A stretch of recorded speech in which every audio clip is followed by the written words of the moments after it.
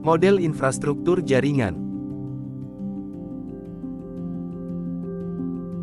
Dalam era modern yang penuh mobilitas dan kebutuhan akan layanan yang cepat, komputer telah menjadi mitra tak tergantikan. Namun, peran komputer yang efektif tidak bisa terwujud tanpa jaringan komputer. Jaringan ini menghubungkan dan mengkoordinasikan semua aktivitas digital kita, seperti email, media sosial, dan panggilan video. Video ini bertujuan memberi tahu Anda untuk memahami dasar-dasar jaringan komputer dan mengungkapkan betapa pentingnya jaringan ini dalam kehidupan sehari-hari. Video ini akan menjelaskan materi mengenai infrastruktur jaringan mulai dari prinsip-prinsip dasar, jenis-jenis jaringan, dan lain sebagainya. Apa itu jaringan komputer? Jaringan komputer adalah jaringan yang terdiri dari beberapa perangkat komputer yang saling berkomunikasi untuk keperluan bertukar informasi dan data. Beberapa perangkat dalam jaringan komputer dapat saling berkomunikasi karena terdapat suatu protokol bernama TCP/IP yang dapat mengatur pengiriman data. Perbandingan antara jaringan komputer terpusat dengan jaringan terdistribusi. Jaringan komputer terpusat adalah jenis arsitektur jaringan di mana otoritas pusat mengambil keputusan atas nama seluruh jaringan. Biasanya, jaringan ini dibangun di sekitar satu server atau klaster server yang mengelola semua operasi utama. Server pusat ini memiliki sumber daya komputasi yang besar dan fasilitas penyimpanan yang canggih. Perangkat lain dalam jaringan mengirim permintaan ke server pusat yang kuat untuk diproses. Sedangkan, jaringan terdistribusi adalah jenis arsitektur jaringan di mana data, informasi, dan pemrosesan dibagikan dan didistribusikan di seluruh komputer yang terhubung dalam jaringan, tanpa ada satu otoritas pusat yang mengendalikan semuanya. Ini memungkinkan toleransi kesalahan yang lebih besar karena jika satu komponen jaringan mengalami kegagalan, jaringan secara keseluruhan tetap berfungsi. Keputusan dalam jaringan terdistribusi dibuat secara demokratis, dan kekuasaan terletak pada kolektif, bukan pada satu entitas tunggal. Data center adalah ruangan yang dirancang khusus untuk menyimpan berbagai jenis file, informasi bisnis, dan server komputer dari suatu perusahaan. Data center biasanya terhubung ke jaringan internet dan dianggap sebagai entitas tunggal, meskipun sebenarnya terdiri dari banyak komponen teknis yang berbeda, termasuk switch, router, server, perangkat keamanan, sistem penyimpanan, pengendali aplikasi, dan lain sebagainya. Semua komponen ini bekerja bersama-sama dan saling terhubung untuk membentuk suatu jaringan yang mengumpulkan dan mengelola informasi. Mereka memiliki peran yang beragam, seperti membantu dalam penyimpanan data, mendeteksi masalah potensial, dan melaksanakan fungsi lain yang diperlukan untuk menjalankan operasi data center dengan efisien. Pembagian jaringan berdasarkan cakupannya. Personal Area Network. Jaringan Personal Area Network atau disingkat PAN adalah jenis jaringan yang umumnya digunakan di kantor atau rumah pribadi dengan jangkauan terbatas. Ini memungkinkan perangkat seperti komputer, printer, dan perangkat mobile untuk terhubung dan berkomunikasi. Contoh penerapan PAN termasuk teknologi Bluetooth dan IRDA. Local Area Network. Local Area Network atau disingkat LAN adalah jenis jaringan komputer yang umum digunakan di berbagai lokasi seperti kantor, sekolah, dan rumah pribadi. LAN memungkinkan perangkat dalam jarak fisik yang terbatas, seperti dalam satu bangunan, untuk terhubung dan berkomunikasi. LAN sering digunakan untuk berbagi sumber daya seperti printer. Ini adalah jenis jaringan yang paling umum digunakan dalam pengaturan sehari-hari, dengan contoh penerapan seperti lab komputer di sekolah.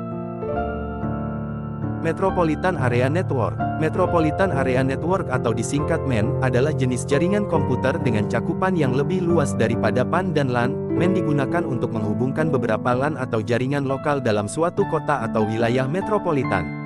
Ini memungkinkan komunikasi dan pertukaran data antar lokasi seperti kantor cabang di wilayah geografis yang lebih besar daripada LAN tradisional.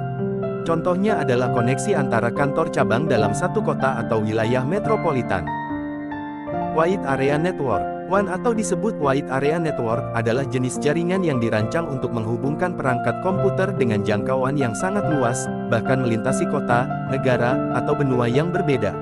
Ini memungkinkan komputer atau perangkat di lokasi yang terpisah secara geografis untuk berkomunikasi dan berbagi data. Contoh penerapan dari WAN yaitu jaringan perusahaan yang menghubungkan kantor cabang di berbagai kota atau negara. Pembagian jaringan berdasarkan aksesnya. 1. Intranet. Intranet tidak menggunakan jaringan internet dalam sistem kerjanya. Intranet memiliki ruang cakupan yang lebih kecil dan terbatas. Setiap informasi dan data di dalam jaringan intranet akan lebih terjaga keamanannya dibandingkan dengan jaringan internet.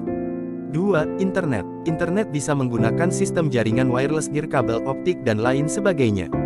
Internet bisa diakses dengan bebas oleh siapa saja. Pembagian jaringan berdasarkan cara membangunnya. Jaringan ad hoc. Jaringan ad hoc adalah jaringan nirkabel di mana dua atau lebih perangkat wireless berkomunikasi langsung satu sama lain. Sinyal Wi-Fi dari perangkat ini memiliki pola pancaran berarah omni yang dipengaruhi oleh lingkungan sekitar. Area yang dicakup oleh sinyal ini disebut area layanan dasar (BSA), Basic Service Area. Keuntungan jaringan ad hoc termasuk setup yang sederhana dan biaya rendah karena tidak memerlukan akses point. Namun, jaringan ini memiliki keterbatasan kapasitas bandwidth yang dapat menyebabkan transfer data lambat.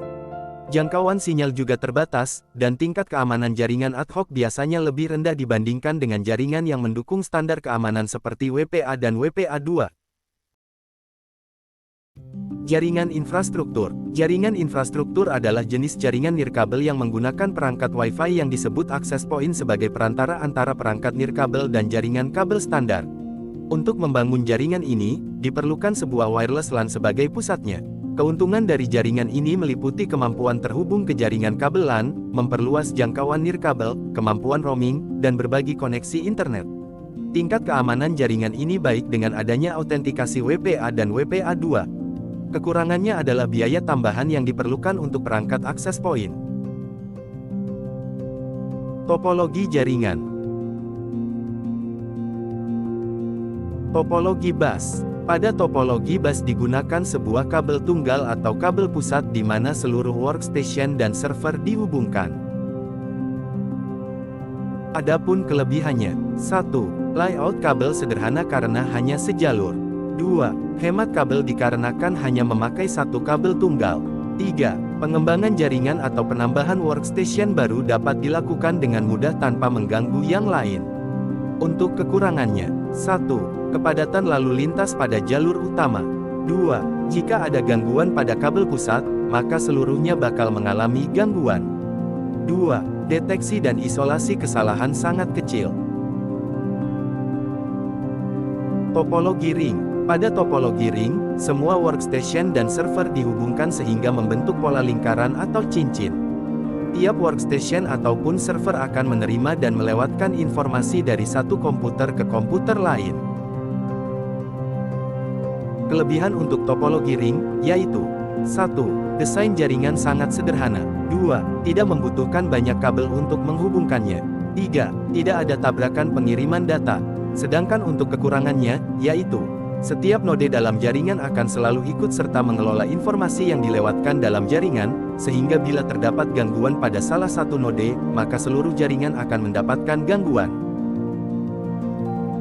Topologi star. Pada topologi star, masing-masing workstation dihubungkan secara langsung ke server atau hub.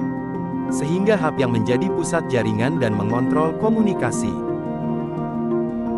Kelebihan untuk topologi star, yaitu 1. Kerusakan pada satu saluran hanya akan mempengaruhi jaringan pada saluran tersebut. 2. Tingkat keamanan tinggi. 3. Tahan terhadap padatnya lalu lintas jaringan. 4. Akses kontrol terpusat. 5. Kemudahan deteksi dan isolasi kerusakan pada jaringan. 6. Paling fleksibel. Sedangkan untuk kekurangannya, yaitu 1. Jika node sedang mengalami kerusakan, maka semua akan terpengaruhi. 2. Boros kabel. 3. Biaya mahal. 4. Jaringan tergantung kontrol pusat. Topologi mesh. Topologi mesh adalah jenis topologi di mana setiap node dalam jaringan terhubung langsung ke setiap node lainnya. Ini menciptakan tingkat redundansi yang tinggi dalam jaringan, artinya jika salah satu koneksi atau node mengalami masalah, data masih dapat mengalir melalui rute alternatif. Kelebihan untuk topologi mesh, yaitu 1. Tidak ada tabrakan data atau collision. 2. Keamanan pada topologi sangat baik. Sedangkan untuk kekurangannya, yaitu 1. Proses instalasi yang rumit. 2. Relatif mahal dalam pengoperasiannya. Topologi tree. Topologi tree disebut juga topologi jaringan bertingkat. Topologi ini biasanya digunakan untuk interkoneksi antar sentral dengan hierarki yang berbeda. Kelebihan untuk topologi tree, yaitu dapat mengatur jaringan dengan baik dalam situasi di mana ada banyak subdivisi atau cabang. Sedangkan untuk kekurangannya, yaitu jika simpul utama pusat mengalami masalah, maka semua cabang yang terhubung kepadanya juga akan terpengaruh. Topologi hybrid. Topologi hybrid adalah jenis topologi yang menggabungkan atau mengimplementasikan beberapa jenis topologi jaringan yang berbeda menjadi satu sistem jaringan yang kompleks. Kelebihan untuk topologi hybrid, yaitu 1. Dapat memanfaatkan kelebihan dari masing-masing topologi. 2. Jika satu jalur mengalami gangguan, data masih dapat mengalir melalui jalur alternatif. Sedangkan untuk kekurangannya, yaitu 1. Implementasi dan manajemen topologi hybrid bisa sangat kompleks. 2. Biaya yang mahal. 3. Pemecahan masalah bisa menjadi lebih rumit. Macam-macam media transmisi jaringan. 1. Media transmisi menggunakan kabel. Jenis transmisi jaringan ini membutuhkan media seperti kabel untuk mengirimkan transmisi data antara satu perangkat ke perangkat lainnya. 2. Media transmisi tanpa kabel. Media transmisi ini tidak memanfaatkan kabel sebagai media transmisi, melainkan berupa gelombang magnetik. Terdapat beberapa contoh media transmisi radiasi elektromagnetik seperti gelombang mikro, microwave, sistem satelit, gelombang radio untuk sistem seluler, sinar inframerah, dan sistem sinar laser. Jaringan berdasarkan siarannya. 1. Unicast, yang berarti pengiriman data dari satu pengirim ke satu penerima. 2. Multicast, yang berarti pengiriman data dari satu pengirim ke beberapa penerima. 3. Broadcast, yang berarti pengiriman data dari satu pengirim ke seluruh penerima.